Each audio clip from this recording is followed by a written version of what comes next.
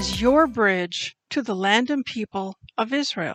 In the U.S., but I know over the years you've written many times as a news reporter about the possibility and potential of the Gog-Magog war that's spoken of in Ezekiel 38 and 39. Do you think that this current war that is going on with Hezbollah, and really the war is not so much with Hezbollah, but with Iran, because Hezbollah is an arm, a tentacle of Iran. Do you think that this current war is possibly staging and prepping for the Gog-Magog war? Well, the problem is Iran is off to the east, and Gog and Magog is supposed to come from the north, which is probably Russia. But it might be a coalition of nations, you think? I think absolutely this is Gog and Magog, unquestionably, and right now a lot of the yes, and I think a lot of the major rabbis I've spoken with have told me that. I didn't make that up myself. Wow. That's not my opinion. Wow. That being said, Christians and Jews have a very different approach to prophecy. Okay. In the Bible, God comes along and he says, this will happen. And Jews are like, okay, let's talk.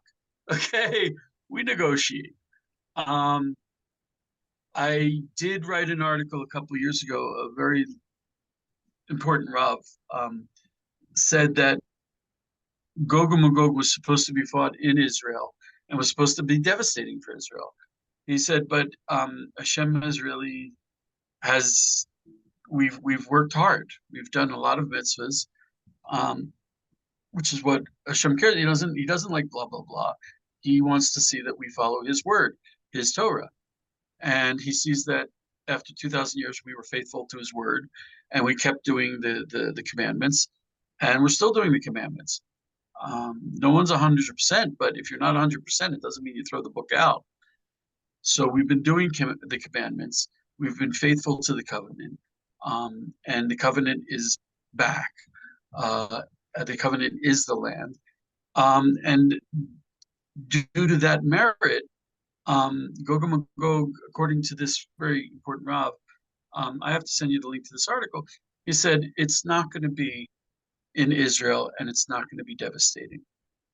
It's if anything, the people who really have the punishments coming to them are the people who have treated Israel much worse than they should have.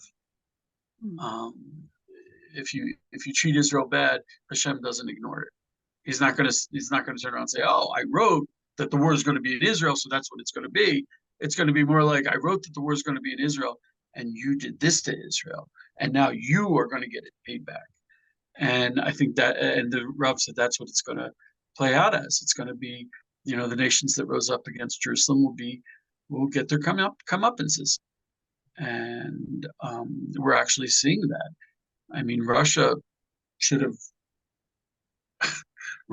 just ran over Ukraine. Russia was never very good to the Jews. But like I was talking to my Rav, and I'm like, Russia wants to kill Ukraine. Ukraine wants to kill Russia. What's going to be? He said they should both be successful. Okay. Ukraine, Ukraine is as bad as the Nazis. They always were. And so they're going to get their comeuppance. They're going to get the payback for their actions towards the Jews.